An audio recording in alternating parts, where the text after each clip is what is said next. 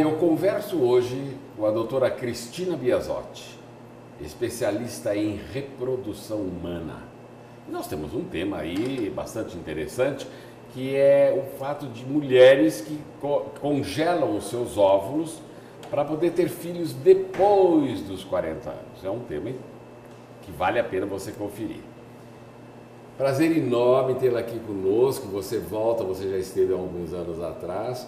Eu me lembro perfeitamente, tivemos um bate-papo muito interessante e tenho muito prazer em recebê-la. O prazer é meu, Elmir. Eu me lembro muito bem da primeira vez que estive com você. Foi realmente marcante para mim, que eu estava chegando em Campinas, então eu me lembro bem de você e posso te dizer que você continua o mesmo. Obrigado. Obrigado. Bom, mas antes de abordarmos esse tema que eu acho importantíssimo, sobre o congelamento de óvulos, eu gostaria de saber, doutora Cristina, o seguinte: o que é interessante, que informação vale a pena ser colocada em pauta no sentido de prevenção, para que as pessoas, para que as mulheres não precisem depois chegar até a reprodução assistida? O que é interessante na área preventiva? Amira, eu fico muito feliz que você inicie com essa questão, com essa pergunta. Na verdade, a nossa preocupação sempre foi o que fazer para que o casal não sofra com procedimentos invasivos, né, em um determinado momento da vida. Então, o que a gente gostaria de deixar uma mensagem é que os casais, quando estiverem se preparando para constituir uma vida familiar, que procurem um profissional especializado e façam uma pesquisa para ver se eles têm alguma alteração.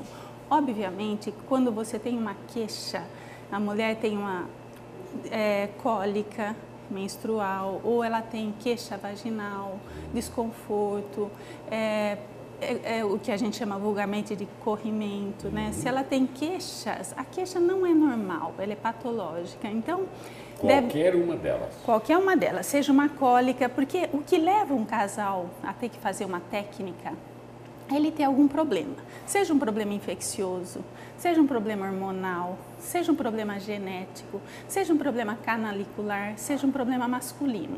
Todas essas... porque não podemos esquecer do fator masculino. O fator masculino, porque às vezes não é a mulher.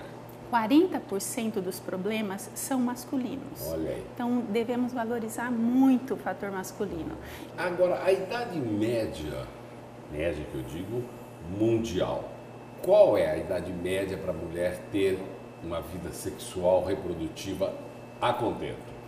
O ideal é que seja antes dos 35 anos de idade. Mas hoje elas estão tendo filho bem mais tarde.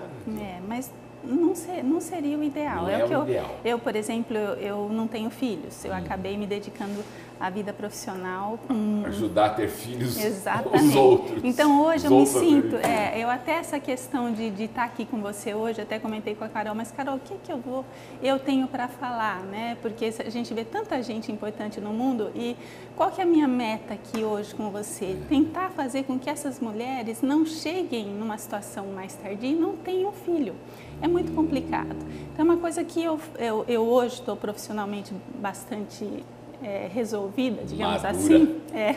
Mas do ponto de vista da família, da maternidade, então isso tem que caminhar junto. Aquela mulher, aquela menina, aquela profissional que está começando a carreira profissional, tem que lembrar que ela tem que fazer junto a vida familiar.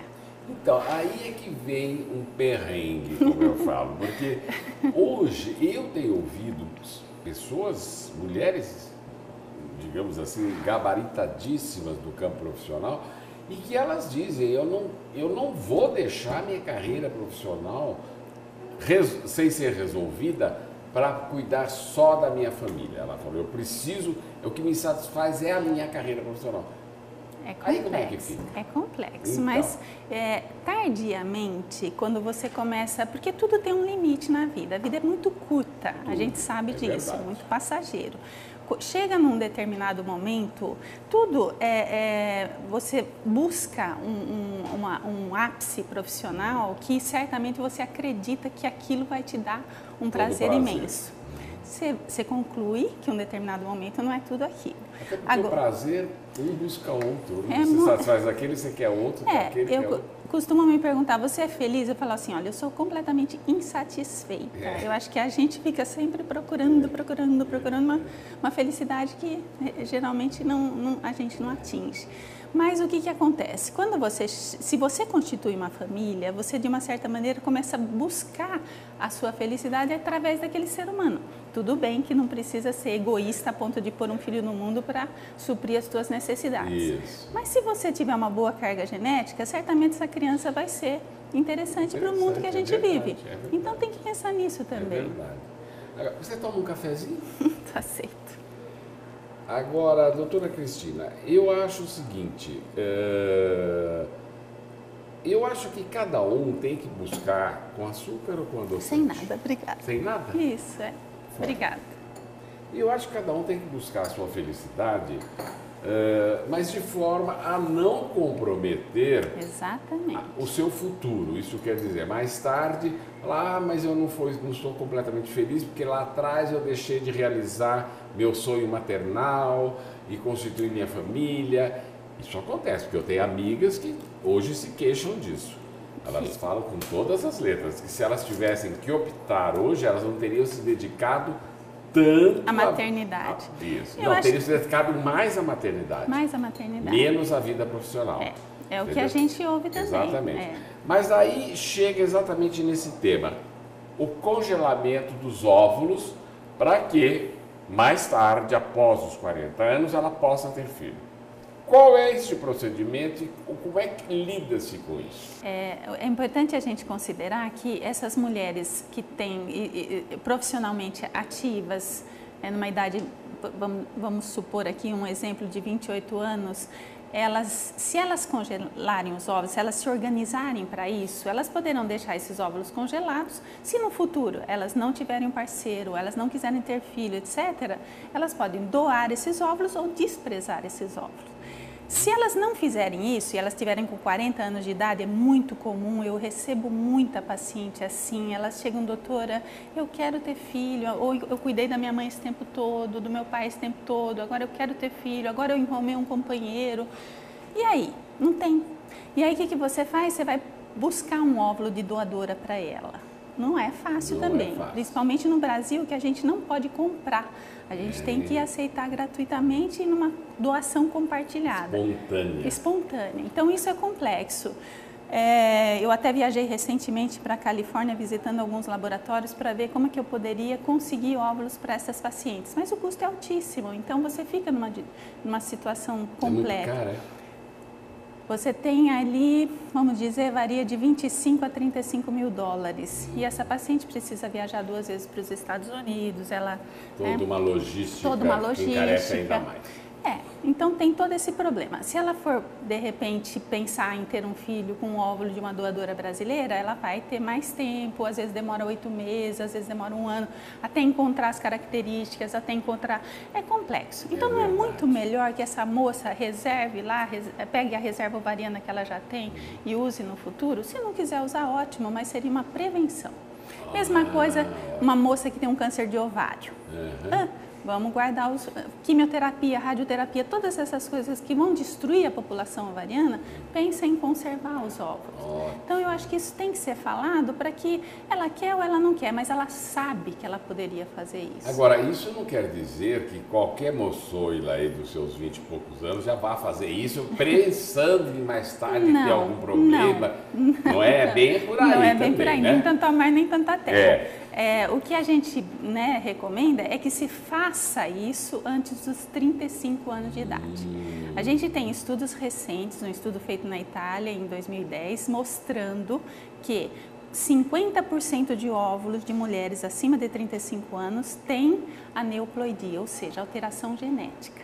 Então, essas mulheres... E podem gerar uma criança com problema. Às vezes nem gera, né? Na maioria das vezes ela aborta, ela perde. Entendi. Então, pensar em reservar uma população saudável. Então, antes dos 35 anos, é o ideal. Para congelamento. É o ideal. Obviamente que se essa moça está com 40 anos, a gente consegue, através de alguns exames clínicos de sangue, ter uma ideia da Detectar. população ovariana. Por exemplo, a moça está com 40, mas biologicamente ela tem 35, ou seja, ela ainda vai ter uma condição de reservar óvulos de boa, razoável qualidade. Não são todas aquelas. Às vezes você tem mulheres de 35 que já estão mais velhas biologicamente, então também acontece. Às vezes a paciente fala, mas doutor, eu estou com 35 e a minha amiga com 35 não tem problema, mas a genética dela é uma carga genética. Tudo isso está mexendo com Deus?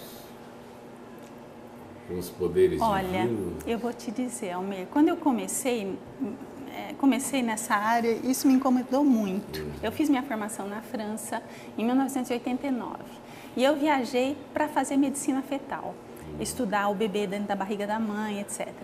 E naquela época o meu tutor viajou e me pôs num serviço de reprodução humana. Eu já tinha contatos aqui no Brasil. E aquilo para mim foi muito chocante. Eu vi aquele óvulo, aquele espermatozoide, aquele embrião. Eu pensava comigo, meu Deus, eu posso fazer isso ou eu não posso fazer isso? E eu convivendo com um pessoal da genética, ela chamava Marianique Rossi. Essa moça chegou para mim e falou assim, Cristina, pode ser que isso foi posto na sua mão? Porque você é uma pessoa especial. E eu me achei o máximo. Já aquilo foi maravilhoso para mim. Então, Desmistificou. De uma certa maneira, mas eu tenho uma família espírita, uma tendência toda, mas eu procuro não focar nisso daí. Eu procuro... Eu fiz essa pergunta de propósito por sermos um país com uma grande carga religiosa, com uma tradição religiosa que não permite, que é contra tudo isso. Aí eu falo, como fica? Então eu queria saber o seu parecer, você falou lindamente, justificou de uma forma muito razoável. Quer dizer, até porque se tudo isso existe, acho que é porque Deus consente. Vamos pensar por aí também. Por isso que eu gosto muito da prevenção, por isso que eu gosto muito da clínica. Falamos, tá? Bom, doutora Cristina, muito obrigado por ter vindo, fiquei encantado aí com tudo que você falou. Muito obrigado por ter vindo. Prazer foi meu, estou muito feliz de estar aqui. Obrigado.